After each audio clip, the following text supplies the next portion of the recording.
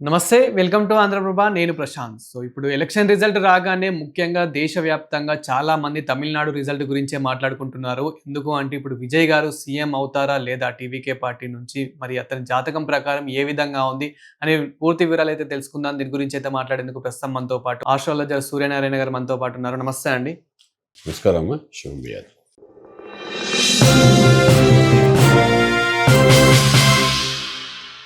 ఇప్పుడు గురువుగారు మనకి విజయ్ గారి జాతకం ప్రకారం అసలు తమిళనాడులో సీఎం అయ్యే అవకాశం ఉందా లేదా? ఎందుకు అంటే అంత మీది దాకా ఎళ్లి అన్ని సీట్లు పొంది ఘన విజయం సాధించి మొట్టమొదటిసారి రాజకీయాల్లోకి అడుగుబెట్టి అసలు ఎలా ఉంది రాజకీయం ప్రకారం అందరికీ అంటే తమిళనాడు ప్రజలకే కాదు దేశవ్యాప్తంగా ప్రతి రాష్ట్రంలో ఇక విజయ్ గురించే ఎక్కువ చర్చించుకుంటున్నారు కాబట్టి ఇక మీరు ఏం చెప్తారు అతని గురించి చెప్పాలి అనంటే?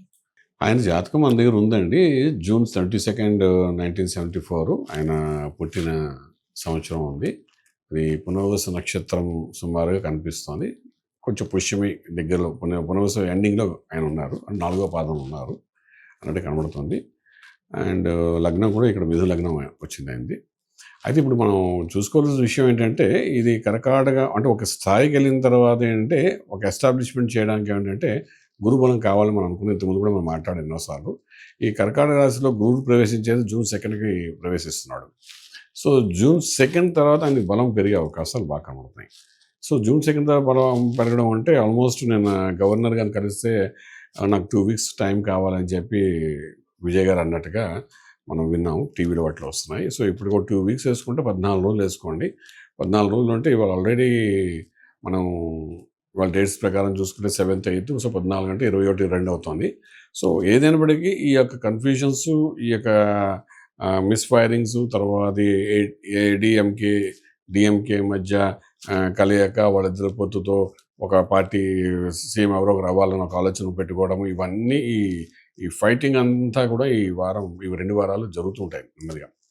కానీ అల్టిమేట్లీ విజయ్ గారు somewhere in the first week of June నుండి తన యొక్క బలాన్ని పెంచుకుంటూ ముందుకెళ్తారు. So first week of June లోపలే ఆయన ప్రూవ్ చేసుకోవాలి దట్ నాకు స్ట్రెంగ్త్ ఉందని. అందులో గవర్నర్ గారు కూడా ముందు నాకు స్ట్రెంగ్త్ చెప్తే కానీ ప్రమాణ స్వీకారం ఒప్పుకోను అన్నారు కాబట్టి స్ట్రెంగ్త్ అది చూపిస్తారు. But it is a tough time అని చెప్పడానికి అవకాశం ఉంది. ఇప్పుడు ఆల్రెడీ ఆయనకి దశ కూడా మంచి దశ నడుస్తోంది. ఇక్కడ శుక్రుడు అంటే మనకు రకంగా చూసుకుంటే శుక్రమహాదశ నడుస్తోంది. శుక్రుడు మిథున లగ్నానికి రాజయోగకారకుడు. అంచేత 2017-18 నుండి ఆయన ఫిల్మ్ ఇండస్ట్రీలో కూడా ఆ తర్వాత తీసుకున్న మూవీస్ మంచి పవర్ఫుల్గా స్టార్డమ్లో ముందుకెళ్ళడం జరిగింది. అందులో రాహు యొక్క భుక్తి నడుస్తాం ప్రస్తుతానికి. సో ఈ రాహు భుక్తి కూడా ఏంటంటే ఈయన ప్లేస్మెంట్ ప్రకారం చూసుకుంటే కొంత డిస్టర్బ్ చేసినప్పటికీ మ్యాజికల్ మూమెంట్ ఇస్తున్నాడు వాడు. మన 2025 జనవరి నుండి ఈ యొక్క రాజకీయ రంగంలో ఒక యోగం పొందాలంటే రాహు యొక్క మాయ కూడా కావాలంటుంటాం. శని యొక్క ప్రజాదరణ, రాహు యొక్క మాయ, అలాగే గురుడు యొక్క జ్ఞానం, కుజుడు యొక్క కుజబలం, ఈ 4 ఉండాలంటుంటాం. సో అందులో రాహు యొక్క ఇన్ఫ్లుయెన్స్ కూడా ఇక్కడ బాగానే ఉంది ఆయనకి. సో మ్యాజికల్ ఫిగర్ రావడానికి పెద్ద ఇష్యూ ఏం కాదు. Definitely is going to reach. But ఈ యొక్క 2-3 వారాలు ఏదైతే అన్నామో ఈ 2 వారాల్లో మాత్రం ఒక టఫెస్ట్ థింగ్ జరుగుతుంది. Ultimately is going to be chief minister, అదే డౌట్ లేదండి. సో ఫైనల్గా అయితే విజయ్ గారు సీఎం కాబోతున్నారు కానీ ఎన్నో ఆటంకాలు అడ్డంకులు అయితే తప్పవంటున్నారు, అంతేనా? అదేవిధంగా ఇప్పుడు సోషల్ మీడియాలో ఎక్కువ వైరల్ అయ్యేది ఏంటంటే విజయ్, త్రిష. వీళ్ళిద్దరి మధ్యన మరి సంబంధం ఏ విధంగా ఉండబోతుంది? అసలు పెళ్లి చేసుకోబోతారా? మరి వాళ్ళ జాతకాలు కలవబోతున్నాయా? ఏ విధంగా ఉండబోతుంది? అంటే ఇప్పుడు త్రిష వాళ్ళిద్దరూ లివింగ్ టుగెదర్లో ఉన్నారా ఏమిటా అన్నది మనకు అఫీషియల్గా ఏమి తెలియదు. బట్ వాళ్ళిద్దరు కలిసి ఎవరీ యాక్టివిటీ చేస్తున్నట్టు కనబడుతుంది ఇది. బట్ కాంబినేషన్ ఆఫ్ త్రిష గారి యొక్క జాతకం కూడా మన దగ్గర ఉంది. It's a good combination, successful combination చెప్తామన్నమాట. ఇట్ ఈస్ రిక్వైర్డ్, అది జరుగుతుంది. సో వీళ్ళు ఫర్దర్గా పెళ్ళి అంటే ఐ డోంట్ థింక్ సో. అది అంటే అన్ని పెళ్ళి ఆన్సర్ ఫర్ ఎవ్రీ క్వశ్చన్, ఇద్దరి మధ్య ఉన్న రిలేషన్కి ఒక పెళ్ళి ఆన్సర్ అనుకుంటే చాలా పొరపాటు. చాలామంది ఉన్నారు ఇలాగ రిలేషన్స్ ఉంటూ గ్రో అయ్యి మంచి సక్సెస్ఫుల్ అయిన వాళ్ళు చాలామంది కనబడుతున్నారు. దానికి మ్యారేజ్ అనే రిలేషన్ అటాచ్ చేయక్కర్లేదు. So they are good friends and also they are very good matching of activities అనేది బాగా కనబడుతుంది. ఇద్దరు లగ్నాలు బాగా మ్యాచ్ అవుతుంటాయి కాబట్టి కలిసి ఆలోచనతో ఏం చేసినా అది కొంత సక్సెస్ కనబడుతుంది. అదే మనం చూసాం ఆవిడ వచ్చిన తర్వాత పొలిటికల్ సినారియోలో కూడా కొంచెం గ్రోత్ ఫాస్ట్గా అయినట్టుగా మనం చూస్తున్నాం. ఇది ఇస్ ఓన్లీ పార్ట్నర్షిప్ బిజినెస్లో కూడా మనం అంతే చూస్తాం కదండి. లగ్నాలు ఇద్దరు బాగున్నాయి చూస్తాం జాతకంలోని. వాళ్ళిద్దరు కాంబినేషన్స్ ఉంటే బిజినెస్ చేద్దాం లేదా అని చూస్తాం. మంది చాలామంది వస్తారు కదా. అలాగే ఇదిగా ఒక బిజినెస్గా ఆలోచిస్తే పొలిటికల్ సినారియో కూడా వాళ్ళిద్దరు కాంబినేషన్ అనేది ఒక సక్సెస్ఫుల్ అని చెప్పడానికి అవకాశం ఉంది. గురువుగారు ఇప్పుడు మీరు అన్నట్టే ఒక పార్ట్నర్షిప్ అనేది మనకి అనుకూలంగా ఉంటేనే మనం ఎదగగలుగుతాము, విన్ కాగలుగుతాం, సక్సెస్ కాగలుగుతాం అని చెప్పేసి చెప్తూ ఉన్నారు కదా. విజయ్కి ముఖ్యంగా బ్యాక్ బోన్ అంటూ ఉన్నారంటే ఎవరు అని చెప్తారు గురువుగారు? విజయ్కి back bone is his father 100% we can say. ఎందుకంటే 9th హౌస్ చాలా స్ట్రాంగ్ ఉందండి. 9th హౌస్లో జూపిటర్ ఉన్నాడు. Father guide lines from the childhood 200%. The guide lines follow చేయడం, డిసిప్లిన్, పద్ధతి అన్నీ father as is looks is like a father only. Father ఒక movement. Father అంటే 2 రకాల ఫాదర్ ఉన్నారు. ఒకటి వీళ్ళ తండ్రి గారు, రెండోది వాళ్ళ దాంట్లో ఫాదర్ అంటే you know very well they are Christians కాబట్టి డెఫినెట్గా అదొక గైడ్ లైన్స్ అనుకోవచ్చు. బట్ వేరేజ్ అస్ట్రాలజికల్గా చెప్పేదంటే ఓన్ ఫాదర్ ఏదైతే ఉన్నారో ఆయన గైడ్ లైన్స్ సపోర్ట్ అనేది ఆయన జీవితంలో ఒక మంచి డిసిప్లిన్గా ముందుకు వెళ్ళడానికి సినిమా ఇండస్ట్రీ అనుకోండి, ఫర్దర్గా పొలిటికల్ ఇండస్ట్రీ అనుకోండి, ఏదైనప్పటికీ ఆయన సక్సెస్ఫుల్గా అట్లా ఫాదర్ ఉందని చెప్పొచ్చు. ఈజ్ 100% జెంట్మెన్ గైడ్ లైన్స్ అంతా ఆయన ద్వారా ఆయనకు వస్తుందని చెప్పడానికి అవకాశం ఉందండి. అదేవిధంగా ఇప్పుడు విజయ్ గారు సీఎం అవుతారు అనుకున్నప్పటికీ, ఇప్పుడు సీఎం అయిన తర్వాత రాజకీయ పరంగా గానివ్వండి, నటన పరంగా గానివ్వండి, అతని భవిష్యత్తు పరంగా గానివ్వండి, సో ఏ విధంగా ఉండబోతుంది అనుకోవచ్చు ఓవరాల్‌గా? ఇప్పుడు విజయ్ గారికి రాజకీయం అనేది కొత్త. కొత్త కాబట్టి రాజకీయంలో రాజకీయం చేయడం అనేది కొత్త ఆయనకి. బేసిక్‌గా చెప్పాలంటే. పొలిటికల్ సినారియోలో అంటే పాలిటిక్స్ వేరు, అంటే రాజకీయం వేరు, రాజకీయం చేయడం వేరు. సో ఇక్కడ ఏంటంటే మనకు రాజకీయం చేయడం అనేది ఆయనకు కొత్త. అది ఆయనకు అలవాటు లేని పని. అంచేత ఆ రాజకీయం చేయడానికి పావులు కదపడానికి ఇప్పుడు చూడండి డిఎంకే, ఏడీఎంకే ఇద్దరికి ఒకరంటే ఒకరు పడదు. కానీ వాళ్ళిద్దరు కలిసి రాష్ట్రంలో నిలబెట్టాలి, ముఖ్యమంత్రి ఒకరు అవ్వాలి, రెండో వాళ్ళు డిప్యూటీ అవ్వాలి, మన ఇద్దరు కలిస్తే ఏముంది ప్రమాణ స్వీకారం అయిపోతున్నట్టున్నారు. వాళ్ళిద్దరికి అసలు పడదు ఇద్దరి మధ్య. ఇప్పుడే కాదు 40 సంవత్సరాలు వాళ్ళిద్దరు పడట్లేదు మధ్య. అలాంటి వాళ్ళిద్దరు ఇప్పుడు కలిసిపోయి ఏదో చేద్దాం అనుకుంటే దానికి సెంట్రల్ నుండి సపోర్ట్ ఉంది అని వార్తలు మనం వింటున్నాం. ఇవన్నీ ఒక ఎత్తు. బట్ బేసిక్ ఏంటంటే the ethics of the politics ఏంటంటే who got the majority of the seats he should perform the duty as a chief minister. తర్వాత బలం నిరూపించుకోవడం లేదు అనేది different thing. But the governor should call him first.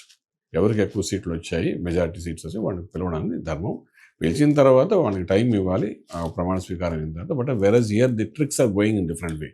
Because the governors కూడా వాళ్ళ ఆలోచన కూడా ఎలా ఉందంటే సెంట్రల్ ఏం అంటే అలా ఉన్నట్టుగా ఉంది. ఇవన్నీ అస్ట్రాలజికల్గా మనం చెప్పాలంటే అస్ట్రాలజికల్గా ఈయనకి ఇంకా గురుబలం రావడానికి June 2 నుండి వస్తుంది. ఈ గ్యాప్ అన్నది ఏంటంటే ఆల్వేస్ మిజరబుల్ గ్యాప్ అంటారు. సో దీన్ని రిసీవ్ చేసుకుని దీన్ని దాటి ముందుకు వెళ్ళడానికి చేసే ప్రయత్నమే రాజకీయం. సో ఆ రాజకీయం విజయ్ గారికి ఇంకా నేర్చుకోవడం మీద కొత్తగా అనిపిస్తుంది. కానీ నేర్పుతారు అందరూ. చాలామంది ఉన్నారు కదా నేర్పించే వాళ్ళు ఉన్నారు. వాళ్ళందరూ నేర్పుతారు ఆ రాజకీయం కూడా. నేర్పినప్పుడు డెఫినెట్గా ఆయన కూడా అందులో నుండి బయటపడి గవర్నమెంట్ ఫామ్ చేస్తారు.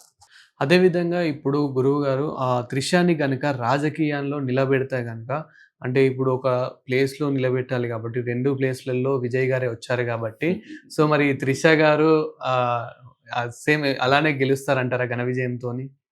ఇంట్రెస్ట్ లేదండి నాకు తెలిసి జాతకంలోని. నేను చూస్తాను త్రిష గారి జాతకం కూడా మన దగ్గర ఉంది.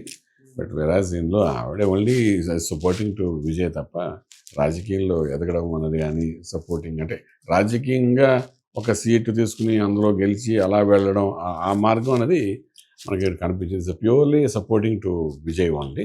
సో ఆ సపోర్టింగ్లో ఉంటారు వాళ్ళు. రాజకీయంలో వెళ్ళరు, అంటే పొలిటికల్ సినారియోకి ఎంటర్ అవ్వరు వాళ్ళు. ఇప్పుడు కూడా మనం చూస్తాం గెలిస్తే ఒక స్వీట్స్ మనకు తిరుపతి లడ్డు ఇచ్చేసి ఆవిడ వచ్చేసారు తప్ప అక్కడ ఎక్కువగా ఇన్వాల్వ్ అయినట్టు మనకు కనిపించట్లేదు. సేమ్ ది గుడ్ రిలేషన్ ఉంది, గుడ్ ఫ్రెండ్షిప్ ఉంది, దాన్ని వాళ్ళు ఫాలో అవుతారు తప్ప అది దాన్ని కూడా ఒక రాజకీయం చేయాలనే ప్రయత్నంలో ఉండరు. కాబట్టి don't worry, she not counting that. గురువుగారు, మనకి తమిళనాడు ఎలక్షన్స్ రిజల్ట్ తర్వాత 2 తెలుగు రాష్ట్రాల్లో కొందరు రాజకీయ వ్యక్తులని ట్రోల్ చేస్తూ ఉన్నారు. ముఖ్యంగా పవన్ కళ్యాణ్ గారిని కొంచెం ట్రోల్ చేస్తూ ఉన్నారు. సో మరి పవన్ కళ్యాణ్ గారిది జాతకం ప్రకారం రాజకీయ పరంగా భవిష్యత్తులో ఇంకా ఏ విధంగా ఉండబోతుంది అని అంటే కనుక మీరేం చెప్తారు? ఇప్పుడు పవన్ కళ్యాణ్ గారికి జాతకంలో మనం చూస్తున్నప్పుడు ఏంటంటే ఇప్పుడు ఏదైతే ఎస్టాబ్లిష్ అయిందో అది యాజ్ ఇట్ ఈజ్ అలా కంటిన్యూ అవుతుంది, వరి అవ్వట్లేదు. కానీ వాళ్ళు ప్రజాదరణ పొందుతూ ముందుకు వెళ్ళాలి. సో దానికి ఏంటంటే ప్రజల్లో మమైక్యమే ముందుకు వెళ్ళాలి. తను తీసుకున్న పోర్ట్ఫోలియోస్ కూడా పర్ఫెక్ట్గానే ఉన్నాయి. సో ప్రజల్లో కలిసిపోయి ముందుకెళ్ళడం అన్నది ఒక ప్రాక్టీస్ కింద చేసుకుని పోవాలి. అలా చేసుకుంటూ వెళ్తూ ఇప్పుడు రోడ్లు ఇవన్నీ వేయడము, ప్రజల్లోకి వెళ్ళడము ఇవి ఏదైతే చేస్తున్నారో ఇలాగ కంటిన్యూస్‌గా వెళ్ళడం అనేది చాలా అవసరం పడుతుంది. ఎందుకంటే గురుడు మారిన తర్వాత కొంత బలం తగ్గుతుంది ఆయనకి. కొంతకాలం ఒక 3 నెలల పాటు అంతే. సో ఈ 3 నెలలు కొంతమంది బురద జల్లడం ఇవన్నీ జరుగుతాయి తప్ప అంతకన్నా ఇంకేం లేదు. లాంగివిటీ చాలా బాగుందండి. అండ్ పొలిటికల్ కెరియర్ కూడా చాలా బాగుంది. మనం ఏమాత్రం వరి అవ్వలేదు. దాంతో పాటు సినీ గ్లామర్ కూడా ఏమాత్రం తగ్గేటట్టు లేదు. సినిమాలు కూడా తీసుకుంటారు.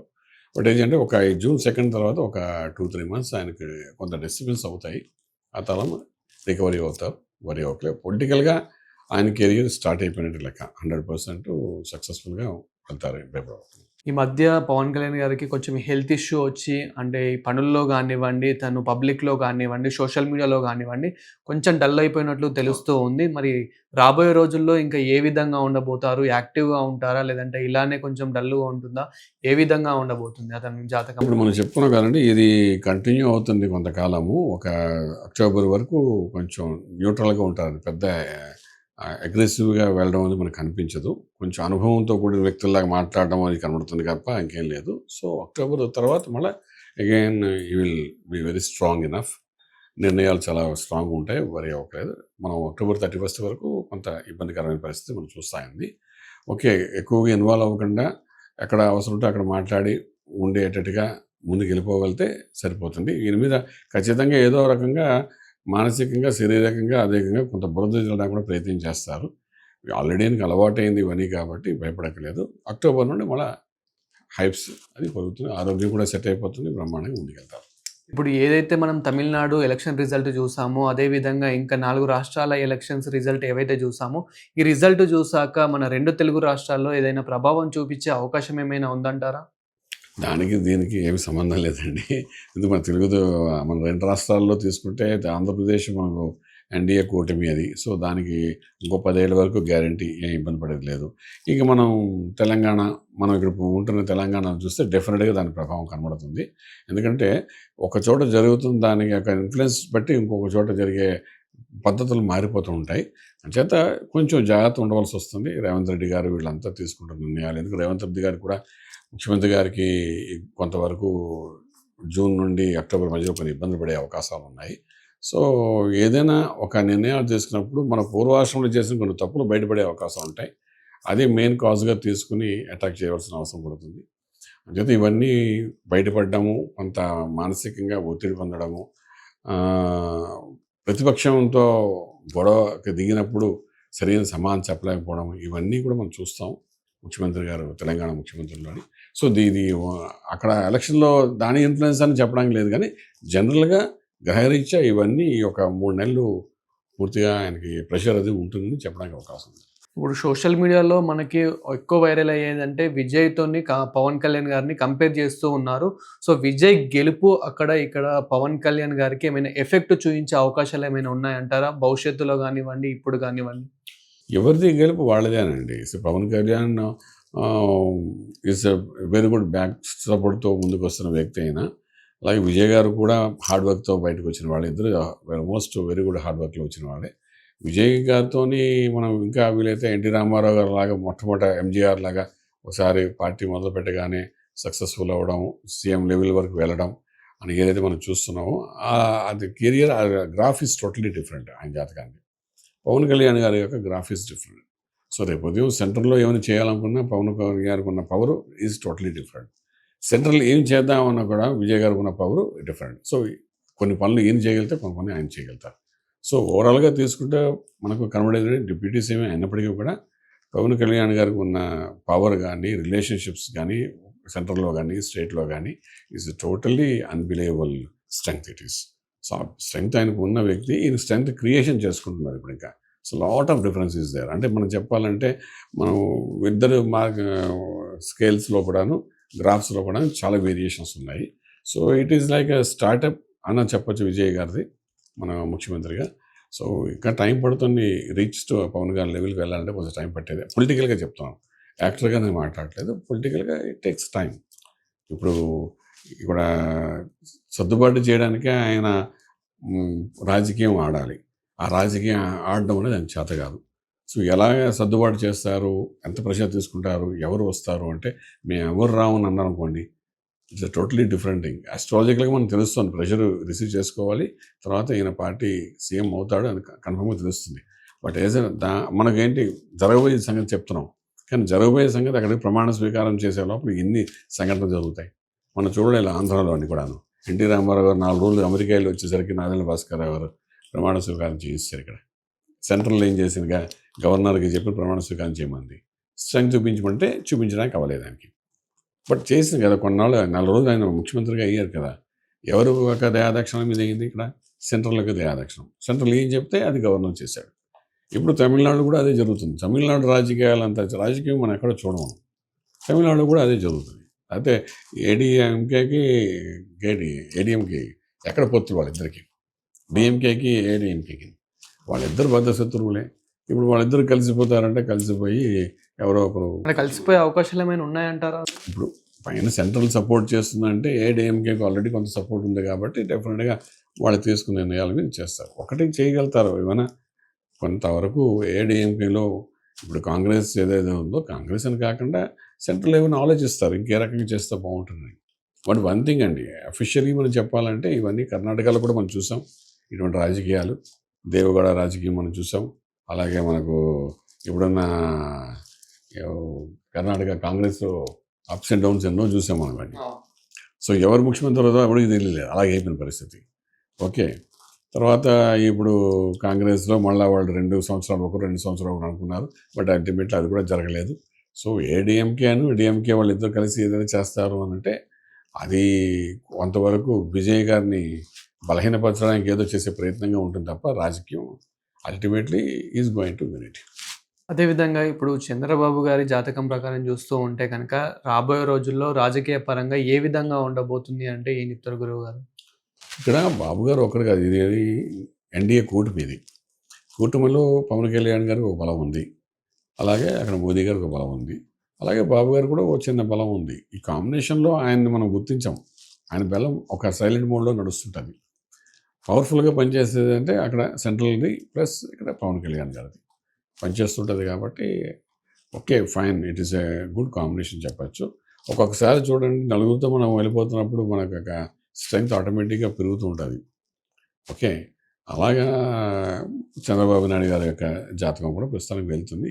ఈ ఈ 5 సంవత్సరాల కథ మాత్రం న్యూట్రల్గానే బాగా నిలిపోతుంది. అది ఒక్కలే. గురువు గారు, ఇప్పుడు వెస్ట్ బెంగాల్ రిజల్ట్ వచ్చిన తర్వాత అక్కడ చాలా వాతావరణం నెలకొంది, చాలా గొడవలు అవుతూ ఉన్నాయి. అసలు ఈ గొడవలకు రీజన్ ఏంటి? అక్కడ రాజకీయ పరంగా ఒక్కొక్కరి జాతకం ఏ విధంగా ఉంది, ఏ విధంగా ఉండబోతుంది, మరి అక్కడ సీఎం కూడా ఎవరు కాబోతున్నారు, ఎలా కాబోతున్నారు అనేది పూర్తి వివరాలు ఒక్కసారి వివరించండి. ఇప్పుడు వెస్ట్ బెంగాల్ దగ్గరికి వచ్చినప్పుడు అంటే ఇది ఇంతకుముందు కూడా జాతకం చెప్పామండి. ఒక నార్త్ ఛానల్లో కూడా చెప్పాను అబౌట్ దిస్. వెస్ట్ బెంగాల్లో బీజేపీ రావడానికి చాలా కష్టపడి ఒక వ్యూహాత్మకంగా ప్లాన్ చేసుకుంటేనే కానీ అక్కడ గెలవడం కష్టం అని చెప్పి నార్త్ ఇండియన్ ఛానల్లో చెప్పామన్నమాట. సో ఇప్పుడు కూడా మనం చెప్పేది గెలిచినంత ఈజీగా రాజ్యం నడపడం కాదు. అక్కడంటే ప్రతిరోజు ఎక్కడో ఒక భాగంలో వెస్ట్ బెంగాల్లో కలకత్తా తీసుకోండి, ఎక్కడ తీసుకోండి, అరాచకాలు విపరీతంగా జరుగుతున్నాయి. వీటన్నింటినీ ఖండించాలి. ఇప్పుడు మనకు చూసుకుంటే యూపీలో జరుగుతున్నప్పుడు యోగి ఆదిత్యనాథ్ గారు వచ్చినప్పుడు ఏంటంటే ముఖ్యమంత్రిగా వచ్చినప్పుడు ఆయన ఒక స్ట్రిక్ట్గా కొన్ని రూల్స్ ఫాలో అయ్యి దాన్ని కంటిన్యూస్గా వెళ్ళడానికి కావాల్సిన అధికారం అనేది సెంట్రల్ ఇవ్వబట్టే ఏంటంటే ఆయన అక్కడ చేసుకోగలిగారు, ఆయన నిలబెట్టుకోగలిగారు. ఆయన జాతకం ఎలా ఉంది అంటే ఆయన యొక్క రూల్స్ రెగ్యులేషన్స్, ఆయన సిస్టమ్, ఆయన లైఫ్ స్టైలు, ఆయన ఏ విధంగా జీవన విధానం గడిపారు, ఇవన్నిటిని బేస్ చేసుకుని ఆయన అక్కడ ముఖ్యమంత్రిగా పెట్టారు అక్కడ. ఓకే, ఆయన పార్లమెంట్ మెంబర్గా ఉండేవారు, అక్కడ నుండి ఆయన సీఎంగా వెళ్ళారు. అలాగే ఏంటంటే ఇక్కడ ఏంటంటే ప్రతి బీజేపీ వెనకాల ఆర్ఎస్ఎస్ యొక్క భాగం అంటూ ఉంది, డిసిప్లిన్ సిస్టమ్ ఒకటి ఉంది. అంచేత ఇక్కడ వెస్ట్ బెంగాల్లో కూడా ముఖ్యమంత్రిగా ఎవరు వెళ్ళినా కూడా ఆ ముఖ్యమంత్రి గారికి సరి అయిన పవర్, ఇప్పుడు ఇవాళ రేపు ఏంటంటే ముఖ్యమంత్రి గారు అంటే ఆ పవర్ లైన్ ముఖ్యమంత్రి వాళ్ళు చాలామంది కనబడుతుంటారు. సో ఇక్కడ ఏంటంటే ది మోస్ట్ పవర్ఫుల్ ముఖ్యమంత్రిని కాకపోయినప్పటికీ ఎవరిని పెట్టినా వాడికి అన్ని రకాల అధికారాలు చేతిలో ఉండేటట్టు కానీ పెట్టగలిగితే వితిన్ 3 monthsలోని ఈ అల్లర్లని పక్క జరిగిపోయి ఆల్మోస్ట్ బై October 31st కల్లా ఆల్మోస్ట్ వెస్ట్ బెంగాల్ ఈజ్ మొత్తం కాషాయంగా మారడానికి అవకాశం ఉంటుంది. అదే 100% మనం చెప్పడానికి ఛాన్సెస్ అవుతాయండి. అదేవిధంగా ఇక్కడ మనకి రిజల్ట్ తర్వాత ప్రతి ఒక్కరు మాట్లాడుకునేది మమతా బెనర్జీ ఓటమి గురించే. అసలు తన ఓటమి ఎందుకు జరిగింది అంటే తన జాతకం ప్రకారం మీరేం చెప్తారు గురువుగారు? మమతా బెనర్జీ గారి జాతకం అయితే మన దగ్గర లేదు గానీ, ఒక పాయింట్ చెప్పగలుగుతా. ఆవిడ ఎప్పుడు ముఖ్యమంత్రి అయినా, లేకపోతే ఏమైనా ఒకటి సాధించినప్పుడు, ఆవిడ సీఎం అయినప్పుడు, ఆ ప్రమాణ స్వీకార సమయాలు ఇవన్నీ మనం తీసుకునేటప్పుడు, దాన్ని బేస్ చేసుకొని కొంత గోచారం చెప్పడానికి అవుతుంది. ఓకే. గోచార ప్రకారం చేసుకున్నప్పుడు మనకు డెఫినెట్‌గా ఈ లాసెస్ ఆవిడకి కనబడుతోంది. ఇక్కడ ఏంటంటే, ఈ అల్లర్లు ఇవన్నీ ఏవైతే జరుగుతున్నాయో, దీనిలో ఒక సంఘ విద్రోహ శక్తి అనుకోండి. దీన్ని అధిగమించి ముందుకు వెళ్ళాలంటే హిందుత్వంతో ముందుకెళ్తున్నారు. హైందవ ధర్మాన్ని నిలబెట్టడానికి ప్రయత్నం చేస్తున్నారు భారతదేశం అంతాను. అందులో భాగంగా అక్కడ బంగ్లాదేశ్‌లో దానికి వ్యతిరేకంగా, అంటే మనకు చెప్పాలంటే వెస్ట్ బెంగాల్‌లోని దానికి వ్యతిరేకంగా ఉన్నారు కాబట్టి దాన్ని ఖండించాల్సిన అవసరం ఎంతో ఉంది కాబట్టి దానికి గాను బీజేపీ చేసిన ప్రతి ప్రయత్నం కూడా ఒక యుద్ధంలాగా ఉంటుంది. సో ఈ యుద్ధం అనేది ఇక్కడితో ఆగదు. ఇది ఈరోజు యుద్ధం కాదు. 100 సంవత్సరాల క్రితం నుండి మనం చూస్తున్నాం. 1948 నుండి చూస్తున్న యుద్ధాలు ఇవన్నీ. బిఫోర్ మనకు అలా స్వతంత్రం వచ్చినప్పటి నుండి కూడా ఈ వెస్ట్ బెంగాల్, కలకత్తాలో మనకి ఎన్నో సినిమాల్లో కూడా చూపించారు, హిస్టరీలో కూడా చూపిస్తున్నారు. ఈ యుద్ధాలు జరుగుతున్నాయి. హిందూ ముస్లిమ్స్ మధ్య యుద్ధం అనేది జరుగుతూనే ఉంది అక్కడ. సో దీన్ని పూర్తిగా మనం నలిఫై చేయడం అనేది సాధ్యమయ్యేది ఒక సెంట్రల్ గవర్నమెంట్ యొక్క అనుగ్రహం ఉంటేనే కానీ జరగదు ఇక్కడ. సో అందులో భాగంగా ఏంటంటే బీజేపీ అక్కడ పాగా వేసింది. పాగా వేయడం కూడా చాలా కష్టపడింది. మనం అనుకున్నట్టుగా జాతీయ పార్టీ అయినటువంటి బీజేపీ కనీసం 15 రోజులు పూర్తిగా అందరూ అక్కడ ఉండి చేయడం. అది కాకుండా ఇప్పుడు మనకు అమిత్ షా గారు ఎవరైతే మనకు మినిస్టర్ ఉన్నారో ఆయన యొక్క నేతృత్వంలో అక్కడ ముఖ్యమంత్రి గారు ఉంటారు. ఇది కూడా వెనకాల నుండి ఆర్ఎస్ఎస్ యొక్క ప్లాన్ ప్రకారం జరుగుతుందని చెప్పచ్చు. అంటే బీజేపీ అనేది పైన కనబడే ముఖం, వెనకాల ఉండేదంటే ఆర్ఎస్ఎస్, డిసిప్లిన్డ్ ఆర్ఎస్ఎస్ అని కనబడుతుంది. సో డెఫినెట్గా ఎప్పుడైతే అలా ప్లాన్ చేసుకుంటూ అమిత్ షా గారు ఏకంగా మొత్తం సిస్టమ్ను కంట్రోల్ చేస్తున్నారు అంటే సీఎం ఉన్నా కూడా control by state will be by Amit Shah అన్నట్టుగా వాళ్ళు ప్లాన్ చేస్తున్నట్టుగా నాకు తెలిసిన విషయం. సో అలాగైనప్పుడు మాత్రం డెఫినెట్గా వితిన్ 3 monthsలో అన్ని ఆధార్లు బ్లాక్ అయిపోయే అవకాశం ఉంటుంది. చాలా చెత్తని మనం తీయడం చాలా అవసరం పడుతుంది. అవన్నీ తీయడానికి అవకాశం ఉంటుంది కాబట్టి ఇట్స్ ఎ గుడ్ ఆరంభం అని చెప్పడానికి చూపిస్తాము. అవును. ఇప్పుడు ఏవైతే అల్లర్లు జరుగుతూ ఉన్నాయో ఇవన్నిటిని ఇప్పుడు బీజేపీ తట్టుకోగలుగుతుందా? అదేవిధంగా ఇప్పుడు బీజేపీ కి ఇన్ని సీట్లు రావడం అండ్ మిగతా పార్టీలకి అసలు సీట్లు రాకపోవడానికి కారణాలు ఏంటి అంటే ఏం చెప్తారు? ఇప్పుడు కారణం చాలా క్లియర్గా కనబడుతుందండి. ఎందుకంటే 15-20 days బిఫోర్ నుండి ఏదైతే ఓటర్ బ్యాంకింగ్ దగ్గర ఉందో అక్కడ చెడు మంచి అంటే అలాగే ఏదైతే నకిలీ ఓట్లు ఉన్నాయో వాటిని అన్నీ తీసి ఎస్ఐఆర్ దాంట్లో తీసి పక్కన పెట్టడము, ఇవన్నీ cleaning of the voter list అనేది ఎప్పుడైతే వాళ్ళు చేశారో డెఫినెట్గా ఇది రియల్ ఓటింగ్ అనేది మనకు కనబడుతుంది అనమాట. లేకపోతే మనకి ఇప్పటికే చూడండి, మన పాత బస్తీలోకి వెళ్ళాలంటే హైదరాబాద్లోని ఎంతమంది ఉన్నా మనకే తెలియదు. ఉండేది చూస్తే అక్కడ 2-3 లక్షల మంది కనబడితే ఓటు వేసేవాళ్ళు 6 లక్షల మంది కనబడతారు. ఎక్కడ నుండి వచ్చి ఓటు వేస్తాం మనకు తెలియదు. సో ఇది హ్యాపెనింగ్ ఇన్ మన రాజ్యాంగం అంటే మన ప్రజాస్వామ్యంలో ఇవన్నీ జరుగుతూనే ఉన్నాయి. కానీ ఇక్కడ వెస్ట్ బెంగాల్లో స్పెసిఫిక్గా అలాంటివన్నీ పూర్తిగా తుడిచిపెట్టేస్తే కానీ మన సరైన ఓటింగ్ అనేది జరగదు. సో అలా చేయడం వల్ల ఏంటంటే కొంతవరకు యుద్ధం చేయవలసిన పరిస్థితి ఏర్పడింది కాబట్టి చేశారు అది కూడాను.